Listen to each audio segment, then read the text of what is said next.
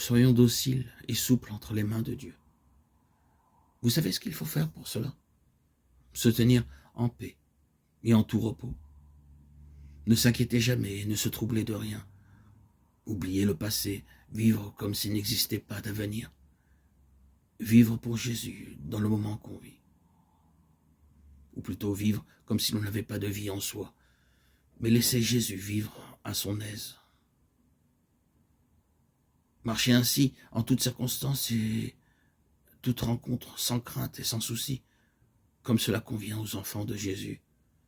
Ne pensez jamais à soi volontairement, abandonnez le soin de son âme à Jésus seul.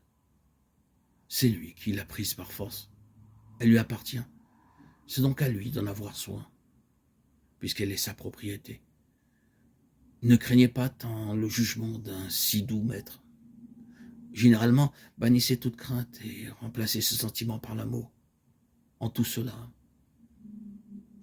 agissez doucement, suavement, posément, sans vivacité, sans emportement. Faites le mort quand besoin est. Marchons ainsi en toute suavité, abandon et pleine confiance. Le temps de cet exil se terminera et Jésus sera à nous et nous à lui. Alors, chacune de nos tribulations sera pour nous une couronne de gloire que nous mettrons sur la tête de Jésus, car toute gloire est à lui seul. La vue de notre incapacité, de notre nullité doit être pour nous un grand sujet de paix, en nous convainquant que Dieu lui-même veut mettre la main à l'œuvre pour opérer en nous et par nous toutes les grandes choses auxquelles il nous destine. Car il connaît bien mieux que nous notre pauvreté, notre misère. Et pourtant donc, nous a-t-il choisis sachant que nous ne pouvons rien, sinon pour montrer avec évidence que c'est lui qui fera l'ouvrage et non pas nous. Mais un sujet de joie plus grand encore, c'est, il me semble, que notre extrême misère et abomination nous mettent dans la nécessité absolue d'avoir toujours recours à notre Dieu et de nous tenir bien unis à lui, à tous les moments et dans toutes les circonstances de notre vie. Nous dépendons de lui plus que notre corps ne dépend de notre âme.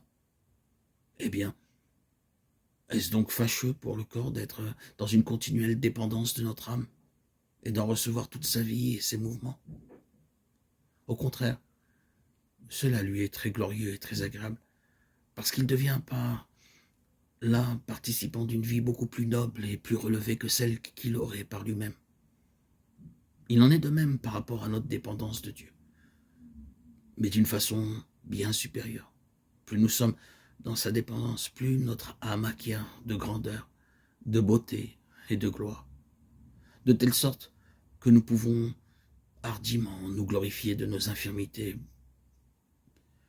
Plus nos infirmités sont grandes, plus aussi notre joie et notre bonheur doivent être grands, parce que notre dépendance de Dieu devient alors plus nécessaire.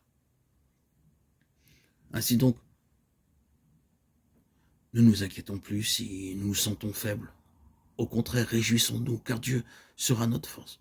Ayons seulement soin de tenir notre âme toujours tournée vers lui, dans la plus grande paix, le plus parfait abandon, la plus grande confusion et humiliation de nous-mêmes.